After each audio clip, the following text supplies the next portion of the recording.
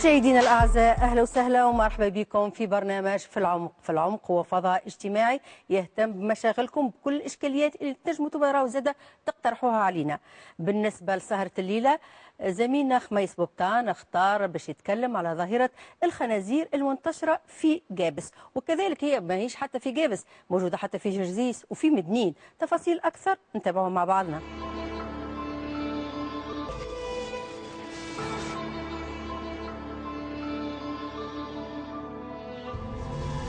هاي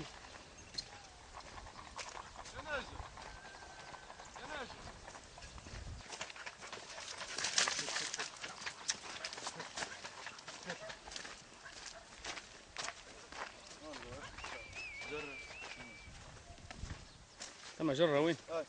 هاي مجرك هاي وين؟ خلي وين ساقط ها؟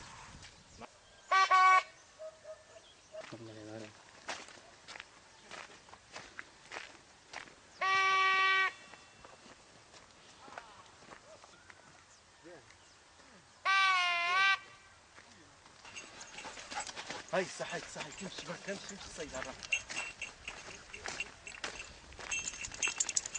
هاي يا عاد يلا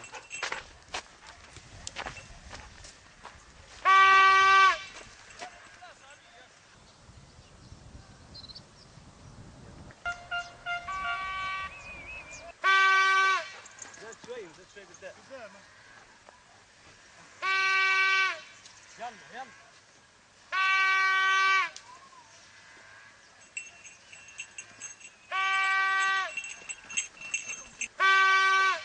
زاد شوي قدام كيف وصل إلى هنا أو من أوصله إلى هذه الأماكن بربوع ولاية جابس وبعض المناطق في ولاية مدنين؟ لم تعد هذه الأسئلة ذات الأهمية في الفترة الماضية ذات معنى في الوقت الراهن، لتترك المجال فسيحا لنداء استغاثة حقيقية لفلاحي ولاية جابس جراء ما تعرضت له مزارعه من تلف من قبل قوافل الخنزير الوحشي التي تزورها ليلا، مخلفة خسائر جمة في كل القطاعات الفلاحية. الحلوف اللي تزرع واكل رادها الحلوف يشد يحرثها ياكلها، تريدها زي هكا كلتها تخدمها تسقاها، نخدموا الخضاير ونخدموا كل شيء. كيفاش يضركم هو؟ يضرها تريدها تظل مخدومه تسقاها بالماء، تجي من غدوه الصباح تلقى حارثها يلقط لك الدود نتاعها يهلك الزراعي الكل. فما زواير معناها ضرهم وصل المعيز وكذا ما مخلي شيء ومعشش هني بصراحه، وراتهم هني في النهار نهارتها جاي حذايا هني من قدا الكوري اربعه مع بعضهم في النهار داهمين كانوا يضربوا في بعضهم، مروني معناها جايين ديريكت واني مش معلميش بهالحكايه هاي الخنزير نسمع به كان نسمع. تو فما الغله نتاعكم والخضار كان منعت من الاول، بعد ما تصوروا منها حتى شيء. ما صوروا شيء منها، تمشي كل هو خاصة هو مهني وقت يلقى في الليل يدها مع كل الدنيا كلها يهلكها، فهمتني؟ كان الوالدة واحدة بأربعة تحتها أربعة في النشعي، أربعة صغار تحت. عنس قلت لها عنس، والله يا عنس قلت لها. وزي الخنزير شيء غريب، فهمت؟ معناها لا يخلي لا مشماش ولا يخلي تفاح ولا يخلي عنب ولا يخلي رمان، فهمت؟ معناها مقلقنا بصفة كبيرة ياسر. اي موجود ياسر، معناها تنجم تقول اليوم نخلي جره معناها نتاع ماركه 6 7 كعبات، غدوه نجي نلقاهم 20 30 كعبه. البارح يا اخي جيت نلقى تقول ساعي سارح، فهمت؟ معناها من اللي هي لعمرها تقول انت معناها كبيره توزن معناها حتى 100 150 كيلو، حتى اللي هي قدها فهمت جدي صغيرون معناها بشكل غريب. معناها ياسر ما يخلي شيء، ياكل اخضر ويابس، فهمت؟ ويفسد زاد الارضيه لوطا، يفسد لوطا، فهمت؟ ومقلقنا. المطلوب يا خويا حمايتنا، يا يصطادونا الخنزير هذا يريحونا منه، يا مانيش عارف اني يمشي الواحد يسلم في غابته، يمشي يعملوا لنا مورد رزق اخر. اذا نسلموا ديجا احنا حومنا على الدوام لقينا، مشينا الجمعيه بتاع المية فهمت يعاونونا للصيد، فهمت كذا، ما واحد يقول لك ممنوع واحد يقول لك كذا، ما فهمنا شيء احنا. اثر علينا بشكل غريب، فهمت؟ حتى معناها اولادنا وفهمت ونساوينا معناها نجم نقول ما عادش جايين الغايه يخافوا، فهمت؟ اي واحد تعدى تويك ديجا ريتوه انتم فهمت. 7 هكا نهار المغرب فهمت متعدين بجنبنا فهمت، ويكسر في برشا حاجات، يضر بشكل غريب. هذا الزائر الغريب النائم نهارا والمكتسح لمزارع الفلاحين ليلا تجندت المصالح الجهوية للفلاحة وجمعيتا الصيادين بولايتي مدنين وجابس والنادي الرياضي للرماية بجابس لمقاومته والحد من ظاهرته بتنظيم حملات صيد منظمة تجوب مختلف المناطق في ولاية جابس وأماكن تخف فيه نهارا. السيد كمال القصراني رئيس الفرقة الجهوية للصيد البري بولاية جابس، بالنسبة لكم أنتم بصراحة برشا تشكيات من الفلاحين المردودية نتاع المنتوج نتاعهم معناتها يبذلوا في برشا مجهود، ولكن في الآخر تجي الخنزير ويجي الحاجات هذه تأثر عليهم. أنتم شنو عملتوا لمساعدتهم في مقاومة الظاهرة هذه كمندوبية؟ احنا على اثر التشكيات نتاع الفلاحة بالمنطقة، وبالفعل نخرج ونعاينوا الاضرار نتاع الخنزير هذا، وبناء على الطلب من السلطات الجهوية المحلية السيد الوالي والسيد المعتمد يوجهوا لنا طلبات للخف الأضرار اللي موجودة بالمنطقة ونتأثر فيها الخنزير الوحشي. معناتها نوجهوا الفلاحة والمجامع المائية إلى جمعية الصيادين اللي هم عندهم العناصر متاع الصيادة المؤهلين باش يصطادوا الخنزير، وقت اللي نوجهوهم ينسقوا هم مع الجمعية متاع الصيادين، وعلى أثر ذلك يقدموا لنا المجموعة متاع الصيادين وإلا الجمعية وإلا مجموعات زاعات تجينا من صفاقس ومن جهات أخرى يقدموا مطالب معناتها باش نمتعوهم بحملة رخصة في حملة لصيد الخنزير الوحشي، ونعلموهم أن وافقنا على الرخصة هذه، ونعينوا لهم يوم معين ونخرجوا نشرفوا عليهم، يكونوا منظمين بالتأمين متاعهم، معهم مجموعة نشاشة زاد مأمنين وبكلابهم، أمورهم واضحة، ونحاولوا نقللوا قدر الإمكان من العدد اللي موجود بالخنزير، ولو أن تكاثر بصفة غريبة. السيد عبد المطلب الودرني نائب رئيس الجمعية الجهوية للصيادين بولاية جابس، بالنسبة لكم أنتم عندكم برشا أنشطة، ولكن ركزتوا النشاط نتاعكم لمساعدة الفلاح في مقاومة ظاهرة الخنزير اللي انتشر بشكل كبير في جهة جابس. فعلا الخنزير الوحشي متسبب في مضار كبيرة للفلاحة، والناس كل تعرف اللي منطقة جابس هي منطقة فلاحية سقوية وفيها قطاع فلاحية محدودة المساحات وأنشطة فلاحة صغار، معناها ممكن مرجع ماركة نص هكتار وربع هكتار، والحلوف وجد أماكن طبيعية بجوارها المناطق الصناعية السقوية الفلاحية الغابات، وتمركز فيها وهو ينتج ياسر، يعني يتوالد ياسر بكثرة، بحيث ثم عدم توازن بين المناطق الفلاحية وكثرته هو، وضر ياسر الفلاحة.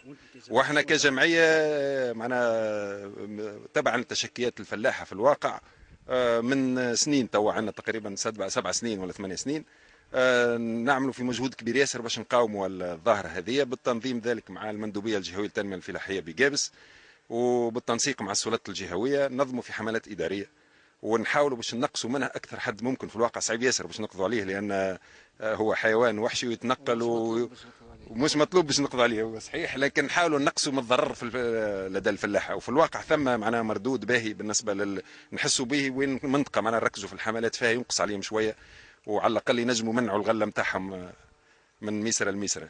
السيد نور الدين الودرني رئيس جمعية النادي الرياضي للرماية بجابس، بالنسبة لكم أنتم عندكم نشاطات أخرى، ولكن النشاط هذا تعاونوا به جمعية الصيادين ومندوبية الفلاحة، ولكن عندكم إشكال أن في الصيادين هم ما عندهمش برشا رخص، يحبوا ينشطوا معاكم، يحبوا معك تتواصل الجمعية، ولكن عندكم إشكال يظهر لي. بالضبط، عندنا إشكال كبير في ما يخص رخص حمل السلاح الصيد، لأنه المنطقة هذه كانت معناها مظلومة ظلم كبير في إسناد رخص الصيد. فما عائلات الصياد راهو مش إنسان معناها متطفل، راهو وليد عائلة ومحيط كامل متاع صيادين، وتقاليد معناها من الأب إلى الجد إلى المحيط. يعني في فترة معينة وصلوا في جابس عندنا تقريبا 520 رخصة مسك سلاح، حاليا عندنا 100 ولا 120 رخصة، ما فماش 50 60 يسجلوا، وفما ناس اللي كبار السن اللي يكبر ما يلقى صعوبة حتى في أنه الرخصة نتاعه تتعدى الولدة. هذا يمثل يعني وكأن إذا كان نقولوا الصياد فصيلة ماشية للاندثار عندنا، لأنه رخصة حمل السلاح باسم مولاها. وقت اللي يموت ماهيش عملية أوتوماتيكية معناها باش تعدى إلى الابن آلية، بحيث ثم نقص كبير ياسر في الصيادين. سفيان جبنون عن جمعية مدنين، جمعية الصيادين بولاية مدنين، يظل الظاهرة هذه ولات عامة ماهيش كان في ولاية جابس فقط، حتى في مدنين، وتجو في كل مرة فما تنظيم معناتها نتاع حملة تجو لهنا تعاونوهم. صحيح موجود هو تو، حتى لقيناه في جرزيس ولقيناه معناها في شيرة بوغرارة وفي الخصيم وفي جرزيس، حتى المدينة آخر مرة بعد لاباتوار نتاع جرزيس معناها موجود الحلوف. وهذا كما يحكي لك معناها سي الودرني، كونه حتى في الليل يعمل ما بين 40 50 60 كيلومتر وهو يتنقل معناها من منطقة لمنطقة، فهمتني. وهذا معناها كما كان يحكي لك زاد خاصة ضرر يعملوا للفلاحين لمكة وللمحاصيل نتاعهم. الناس معناها يعلم بها ربي معناها باش تزرع وباش تحصد وباش تلقى، ما يلقى لا دلاع لا بطيخ معناها يهلك له الدنيا كله وما يخليها على شيء، معناها يخلي لها حتى شيء من المحاصيل. انتم بالنسبه لكم عندك الصغار ما تصطادوهمش، ما عندك الحاجات الممنوعه اللي كانت؟ اي فما نوعيه معينه، الحجم زاد نضربوا عليه، الصغير بكل زاد ما نضربوش عليه، معناها فما معناها قواعد معناها محافظه على الطبيعه معناها باش يخلوا فما ايكيليبر معناها، فما الصغيره تبقى والمال زاد يترب، واللي مركزان الصغار ما يتمسوش معناها اللي هو الخنتوش. إن تواصل الحال كما عليه الآن في ظل توقف إسناد رخص للصيد، فإن تراجعا كبيرا منتظرا للقطاع الفلاحي في ولاية جابس بالخصوص بحسب الفلاحين الذين ترك الكثير منهم مستغلاتهم الفلاحية.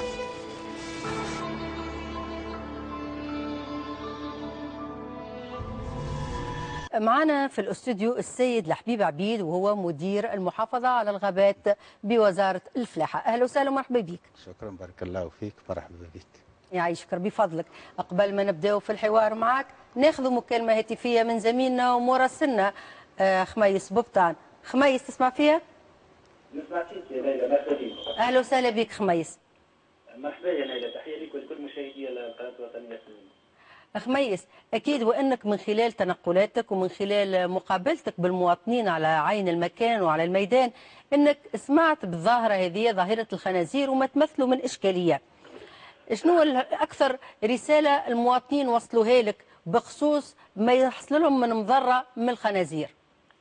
هو في الحقيقة الظاهرة هذه ماهيش السنة ولا السنة الماضية نايلة، هي الظاهرة موجودة منذ فترة بعيدة، ولكن تأثيراتها خاصة على المربين والفلاحين في الفترة الأخيرة كانت كبيرة برشا. بصراحة التشكيات كبيرة من قبل الفلاحين والمربين في منطقة جابس بشكل خاص، وكذلك في بعض المناطق في ولاية مدين وتطاوين، رغم أن الوضعية ماهيش كبيرة برشا في ولايتي تطاوين ومدين، ولكن بالأساس في جهة جابس تشكيات على مستوى المستغلات الفلاحية كما جاء في الروبورتاج وفرجنا فيه ليلى، على خاطر المربين ما لقوش الطريقه المثلى للتوقي من هذه الظاهره. الى حد الان مجهودات فقط من الصيادين المنتمين للجمعيه الجهويه للصيادين في ولايه جابس اللي تبذل في مجهود الحد من هذه الظاهره، ولكن تاثيراتها كانت كبيره، حتى ان التعويضات او المندوبيه الجهويه للتنميه الفلاحيه بولايه جابس ما عوضتش للفلاحين هذوما الاضرار الكبيره اللي تعرضت لها المستغلات بتاعهم، سواء خاصه في انتاج الخضروات وكذلك في الاشجار المثمره في جهه جابس.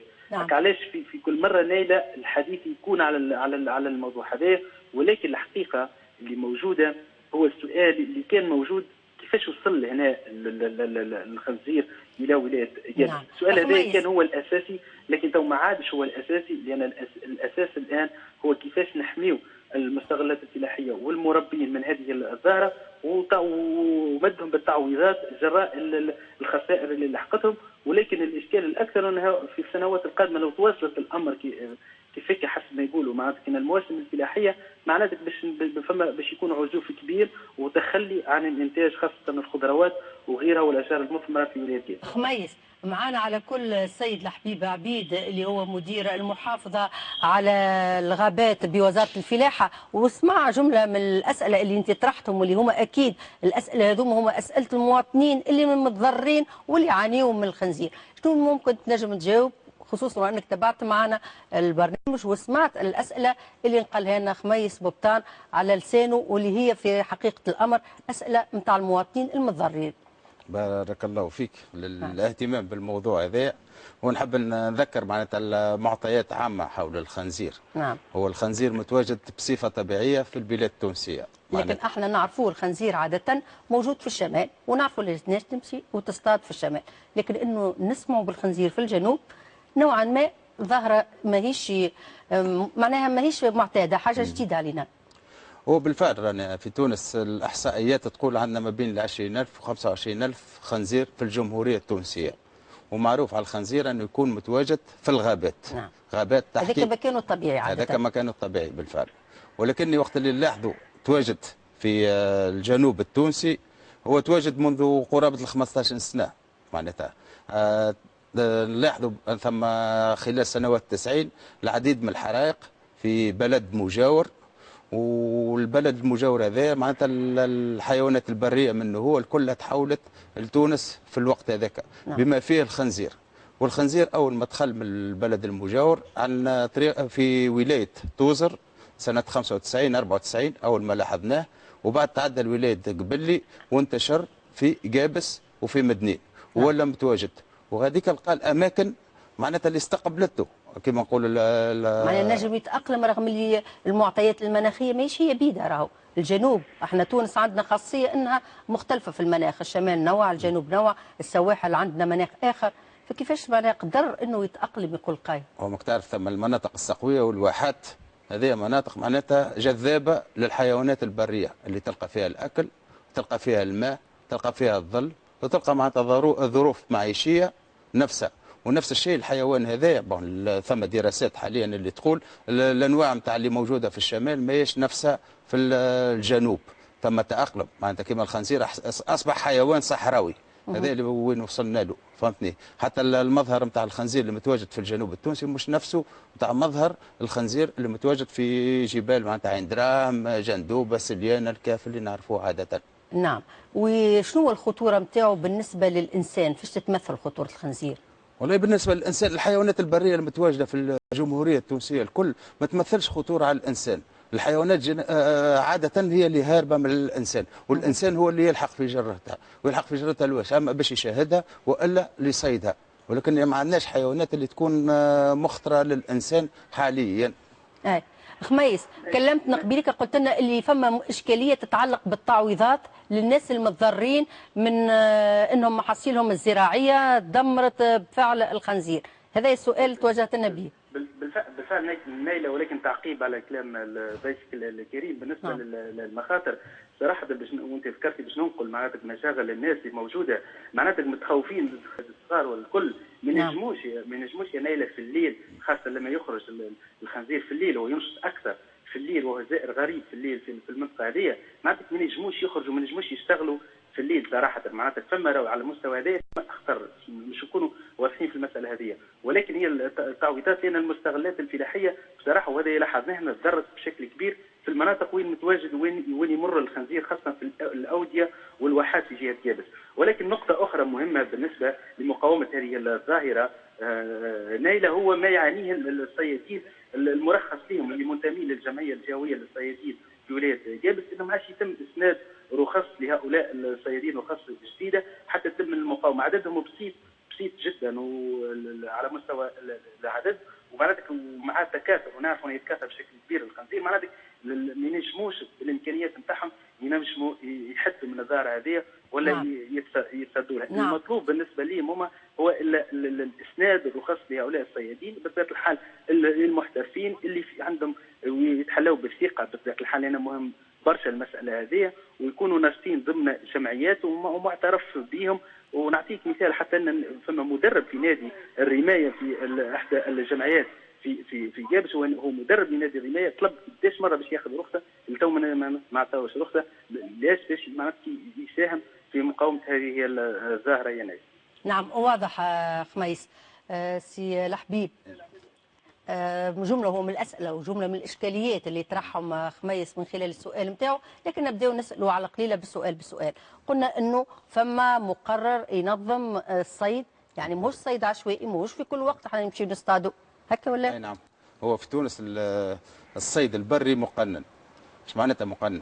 طبعا ثم قرار سنوي يصدر سيد وزير الفلاحه سنويا، يخرج في شهر بدايه شهر سبتمبر، وينظم الاماكن الممكن الصيد فيها، الاماكن الغير ممكن، شنو مده الصيد بالنسبه لكل حيوان، فترات الصيد، وجميع معناتها شروط الصيد، شنو نوع الاسلحه اللي ممكن استعمالها، عدد الطلقات، كيفيه تنظيم صيد الخنزير الوحشي. ولنا بالنسبه للخنزير الوحشي اللي نحب نذكر هو انه في الشمال تبدا موسم صيده من شهر سبتمبر الى شهر جانفي. نعم. بينما في الجنوب بما فيها ولايه قابس يتواصل حتى لشهر ابريل.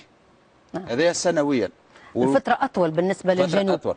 بالنسبه للشمال يعتبر حيوان بري ويمكن اصطياده، بينما في الجنوب هو حيوان مضر، وهذا حسب مجله الغابات يقول لك الحيوانات النهابه، وهذه بالنسبه للحيوانات النهابه. والا الموسم الصيد نتاع الخنزير ثم 4 طرق لصيده. ثم حملات الصيد العاديه، هذه نعم. اللي يجيو ناس مرخص، عندهم رخص نتاع مسك السلاح، عندهم رخص الصيد، عندهم اجازه للصيد من طرف مصالح الغابات. نعم. ويتنظموا، يمكن لهم الاصطياد من يوم الجمعه يوم السبت ويوم الاحد، فرق تتكون من 12 شخص، ويمشوا للغابه ولا للواحه ولا للاراضي المراعي ويتعطوا نشاط الصيد. هذا بالنسبه للصيد العادي. الثاني حاجه احنا بلاد معناتها يؤمها قرابه سنه 2008 2009 قرابه 2000 سائح لصيد الخنزير. نعم. فما السياحه هي اصلا مخصصه للصيد. نعم. 2000 سائح، وهذوما نفس الشيء معناتها ثم وكاله الاسفار النزل هما اللي ينظموا العمليات هذه، ويتم معناتها ارشادهم للمناطق اللي يتكاثر فيها العديد من الخنازير بما فيها ولايات الجنوب. نعم. وثم الحملات الاداريه اللي تقوم بها وزاره الفلاحه بالتعاون مع الجمعيات المختصه، ولنا ننظموا معناتها ايام صيد لمقاومه معناتها الاضرار اللي جايه من الخنزير الوحشي. وثانيا سي جميع معناتها ثم فلاح اشتكى يتوجه للاداره الاداره المعنيه معناتها دائره الغابات وقدم شكايه، يطلب رخصه، وكان عنده هو السلاح نتاعو او كيصطاد، كان ما عندوش يتفاهم مع الجمعيه باش يصطادوا. نعم. هذه نفس الشيء. احنا قرابه نصف الخنازير معناتها المصمات اللي تسمى اصطادوها، هذاك يقولوا مصمات، هذه تجي من الصيد السياحي. وتعرف التونسي ما ياكلش الخنزير، ما يقبلش على الصيد نتاعو كثيرا. 50% يمشي في حملات عاديه، الاكثريه في الشمال، بينما في الجنوب الاكثريه اللي ننظموا فيهم حملات صيد اداريه. نعم. وتوا بالنسبه للتعويضات، هو السؤال طرحه زميلنا، فما تعويضات للاهالي اللي يتضروا والمحاصيل نتاعهم تتضر ولا؟ هو في القانون التونسي ما ثماش تعويضات المتأتية من حيوانات برية، خاطر للتذكير أن في تونس معناتها من البلدان القلائل اللي تلقى عندهم الصيد الطبيعي. احنا عمرنا ما دخلنا الخنزير والا ربيناه وسيبناه في الغابه ولا اي حيوان اخر بري اللي نصطادوا فيه. هذه معناتها المنهجيه العامه اللي واخذينها، معناتها حيوان يتوالد ويكثر بطبيعته. الحاجه الوحيده ندخله وقت اللي نلاحظوا تكاثر والا نقص، كان ثم نقص او كان حده بالقرار السنوي مده الصيد ولا غلق ايام الصيد والا فتره الصيد الصباح فقط، معناتها هذاك سي جامي يخلق. سي جامي كثر معناتها اذا كثر الحيوان كما الخنزير الوحشي في الجنوب التونسي ننظموا على سبيل الذكر في ولايه قابس. سنويا ننظموا ما بين 6 و9 حملات صيد اداريه، وهذا بالتنسيق مع الجمعيات. ولكن إذا ثم ما زالت الأضرار متواصلة، معناتها أي فلاح ينجم يطلب الرخصة، يجب يكاتب دائرة الغابات، يكاتب حتى الجمعية الجهوية للصيادين ونسمحوا لهم. بالنسبة للأشخاص اللي ما عندهمش رخص حمل السلاح ولا رخصة صيد ولا واحد، هذاك ما نجموش نرخصوا له باش يصطاد.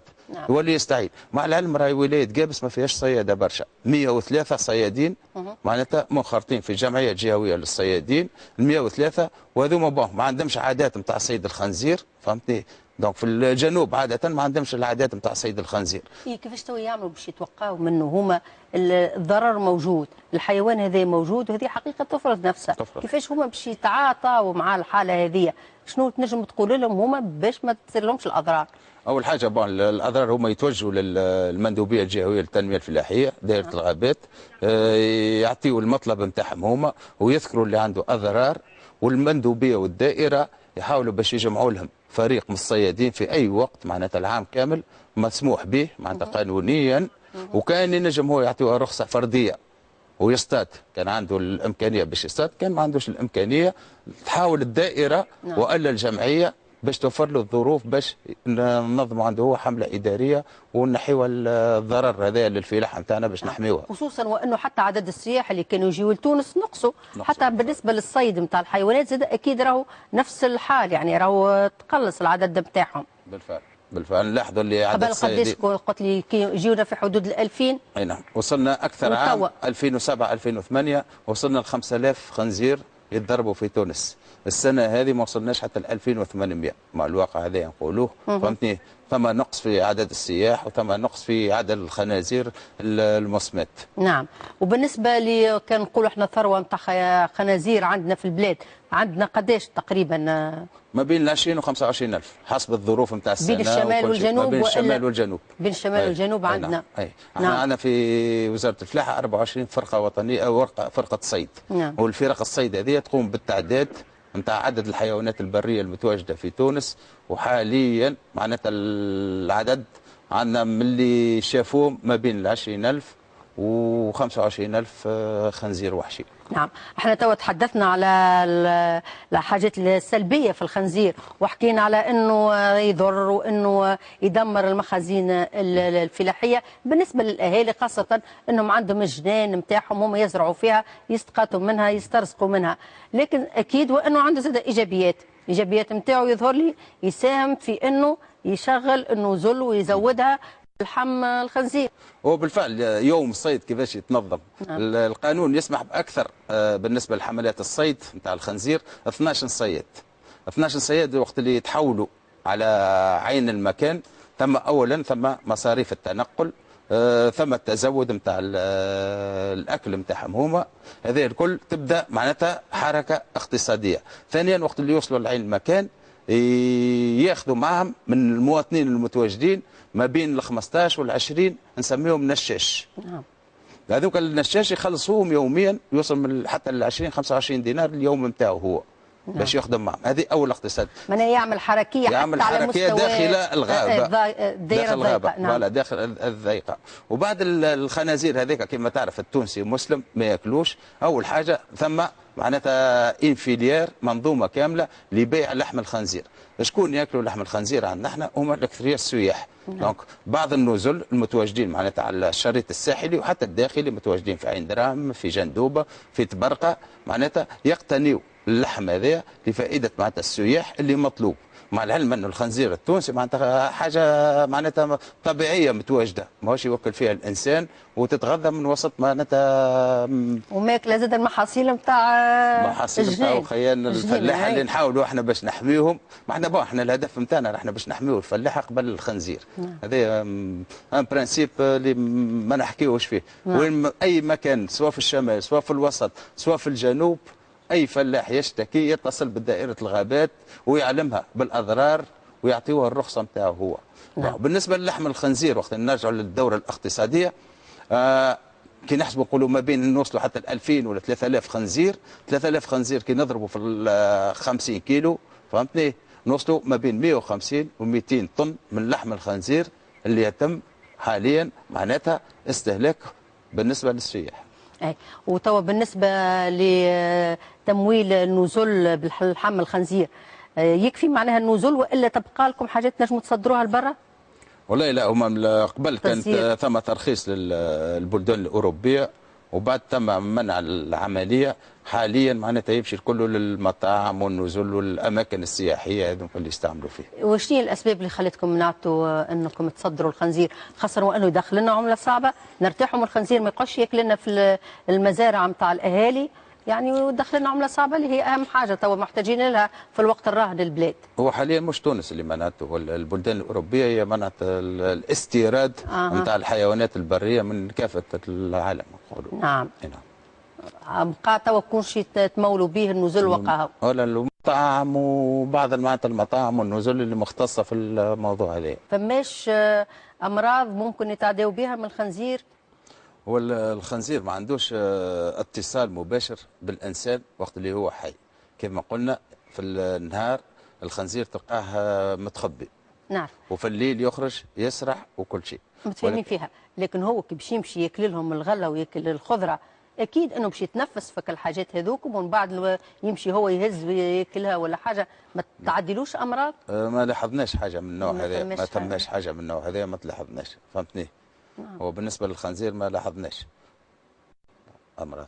يعني فماش خطوره على صحتهم؟ لا ما ظهرش حتى حاله ولا حاله مثلا انفلونزا خنازير ولا حاجه؟ لا هذاك اسم عطاوه فقط، وانا مانيش مختص في الموضوع، ولكن الاسم عطاوه انفلونزا الخنازير. ما عندهاش علاقه والخنازير معناتها تفرق، ماهيش الخنازير معناتها الوحشيه اللي متواجده عندنا احنا، ماهيش نفس الخنازير اللي عايشه معناتها في الحصر والمربات كما نعرفوا، هذاك البور معناتها الخنزير اللي مربي اللي موجود. احنا في تونس ما عندناش تربيه بتاع الخنازير لنا، ولكن هذاك هو اللي الانسان يتنفس فيه وتلقاه موجود، كيف ما احنا عندنا معنا تلقى تو في الارياف تلقاه عايش مع الدجاج مع الاغنام الكل، هذاك يقرب لهم الانسان وون كونتاكت كامله معهم هما. في بعض البلدان الاسيويه وقت اللي جاء شو اسمه انفلونزا الخنازير، ثم ناس اللي تربي في الخنزير وموجوده معهم هما كيف ما احنا متواجدين معنا الاغنام. بالنسبه للخنزير قلنا اللي هو موجود في جابس، موجود في توزر، جرجيس، مدنين، فين اكثر بقعه يعني ضارب بقوه؟ فين؟ جابس ولا؟ احنا بالنسبه لنا احنا الصياده يمشيوا لولايتي توزر وقبلي الصيد السياحي، وفي توزر ثم معناتها حتى معناتها وكاله اسفار مختصه لجلب السياح لولايه توزر. هذوما معناتها وين يلاحظوا اكثر حاجه متواجد فيها هو الولايتين هذوما. بالنسبه لولايه جابس معناتها كي نحسبوا المعطيات ما بين 80 و40 معناتها سنويا نضربوهم، الولايه ما تضمش اكثر من 200 خنزير في الجمله نتاعها. نعم، فماش اجراءات امنيه متخذه لحمايه الاهالي من هجمات الخنزير ولا لا؟ وما قلت لك ما يضرش الانسان وما يهجمش على الانسان، ولكن يولي مخطر وقت اللي يكون مضروب، فهمتني، بليسي. نعم. خاصه في حمله الصيد، فهمتني، هكاك يكون مخطر، والصياده مستانسين معناتها كيفاش يبعدوا عليه ويبعدوا على الاضرار نتاعو اللي نجم يجيبها. نعم. نشكروك سي الحبيب عبيد على حضورك معنا في برنامج في العمق، كذلك نشكر زميلنا خميس ببطان اللي اهتم بهذا الموضوع اللي هو اكيد انه من المواضيع المهمه واللي تشغل بال الاهالي في الجنوب. مشاهدينا الاعزاء، الى هنا ينتهي لقائنا معكم في برنامج في العمق، نشكركم على المتابعه ونقول لكم الى اللقاء.